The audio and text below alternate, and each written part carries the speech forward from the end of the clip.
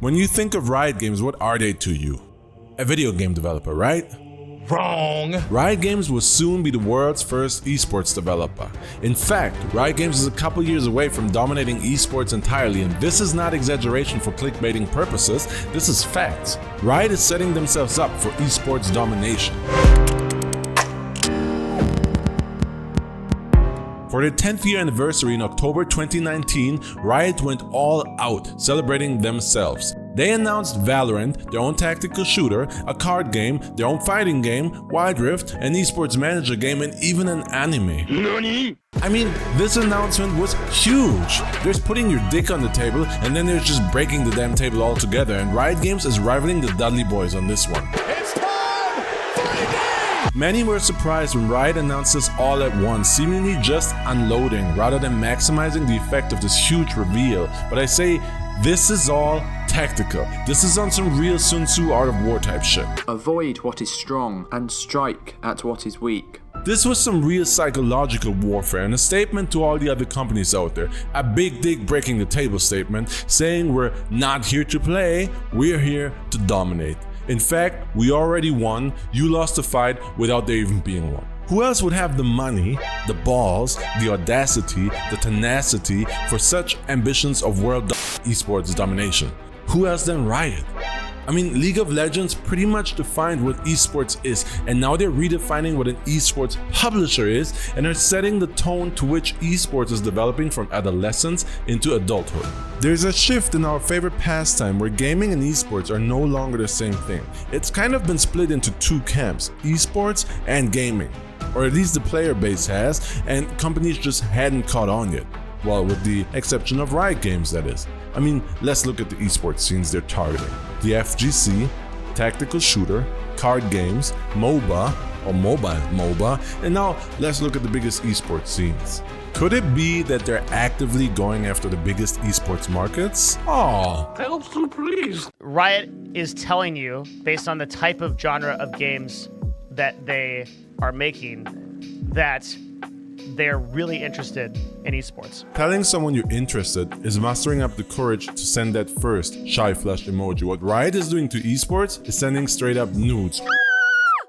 We're here now. As far as esports is concerned, Riot came, saw, and conquered. And not unlike Caesar did with Rome, Riot Games is swallowing up everything in their path of conquest. And by everything, I mean all these other gaming companies. Valve, EA, Epic, Activision, Blizzard.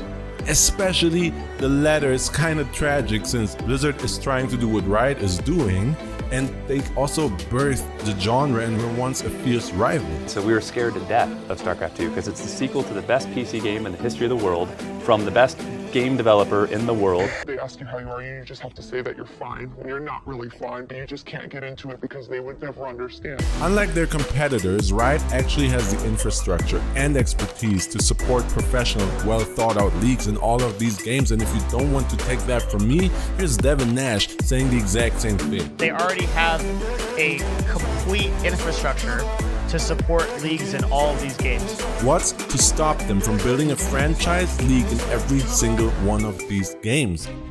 They already have the experience of the LCS, which is the most successful franchise in esports, and if Riot builds franchise leagues in, say, the MOBA scene, the FGC, and the FPS community, they would create an unprecedented streamlined viewing and fan experience and create team following and loyalty unlike anything we've seen before. An ecosystem that follows sports a lot. Now, franchising often raises the alarm with many esports fans. So while, yes, it could be more akin to what the NFL and NBA do, franchising doesn't equal less competition due to comfort and safety, with some teams and players forever being doomed to Tier 2 and Tier 3. No, a franchise system can also involve delegation and promotion. So think of Europe's football leagues, where teams can potentially rise from nowhere all the way to the top, like Leipzig did in the German Bundesliga. Whatever Riot ultimately goes for, it will elevate esports because franchising ensures stability and stability ensures professionalism. In sports, if you're from Los Angeles, you will root for each league's LA team. If you're a New Yorker, you'll be rooting for the Big Apple teams in every league and so on and so forth. Riot is doing that. You love Team X or you are from City B? Well, here they are, set up to compete in all of our leagues. Casual fans are what make sports so profitable. Many city citizens flock to their sports teams out of pride, the city, and/or a sense of belonging to a culture. More than the specific sports, it is being a part of something, of that city culture or that team that matters to them. And Riot is creating that in esports. This is crucial to understand.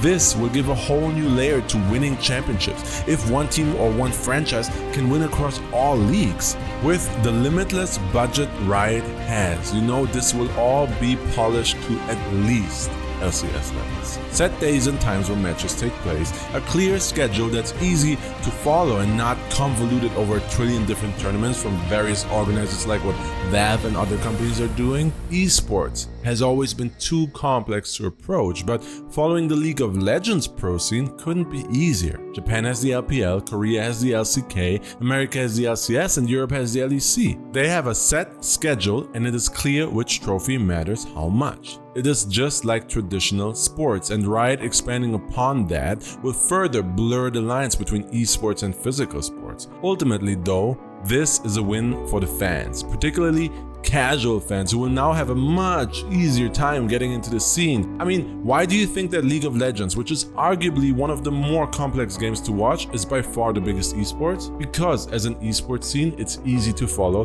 teams are easy to root for, and the productions, the scope of events are unlike anything in the competing scene, regardless of physical or digital. It's unlike anything we've ever seen before. I mean, just take the World Championship opening, the top-notch casting, the trailers, the polish. Tim, it's written the same way, but it's pronounced different. I meant polish, not Polish. Who's an even bigger winner in this than fans like us? It's Riot Games, because all of this will be under their branding. You see why we're saying the term domination was not an exaggeration, right? Now, we mentioned all these esports titles meant for competing, but don't sleep on the esports manager either. The game often goes unnoticed amongst those esports juggernauts, but let's go a bit meta here. In basketball, we can go out and play basketball at our normal human level. We can watch the NBA gods play live or on TV, or alternatively, we can replicate what they do digitally with games like NBA 2K. In esports, it's the same. You can actually play the exact same game the pros are playing, but you're playing it at a human level. You can watch them play, but you cannot play as Faker digitally and play League of Legends as him. That would be weird. Thus, the Riot Esports Manager is actually the equivalent to both an NBA 2K or FIFA and their manager modes. It's just for League of Legends and its esports leagues. And this is a huge step for esports in general, because with their esports manager, Riot is setting up a whole new narrative in naturalizing esports next to sports. Look, there's nothing odd about digitally managing or playing a Cristiano Ronaldo, LeBron James, or Tom Brady and their teams in each of their sports respective games. Why? Because on the surface and entertainment level, society doesn't consider these people normal humans anymore. They are sports deities and they enjoy adoration. With esports though, outside of gamers, its biggest names are fringe names to the rest of the world at best. You might have seen this, but can you imagine this? The biggest sports are built on their biggest stars, and the biggest stars are built on marketing, meaning mythifying athletes via things like games, shows, and of course merchandise. Riot's esports manager is a step in this direction. A game such as the manager hitting the mainstream would naturalize esports, which is huge for the entire esports scene in general, but it would be a change driven by, yes, Riot Games. It's their stamp that will be all over esports. Riot has done it before with League of Legends, and now they're simply applying a new and improved version of that formula on the entirety of esports. And to cement this, there was another announcement for the 10-year that we didn't touch on for the whole sake of closing the video with this. Riot also announced Riot Forge, their associated but external gaming company that will, completely independently of Riot, focus on creating single-player experiences within the world of Runeterra. Developments that do not involve Riot co-founders Brandon and Mark, who will stay focused on the game development of Riot's esports titles. So why go to the trouble of setting up an independent and separate gaming company with a 100% hands-off approach rather than controlling your single-player IPs in-house and tying them up with your multiplayer? It's simple, because Riot is not interested in making games. While other companies are still making games, Riot is making esports.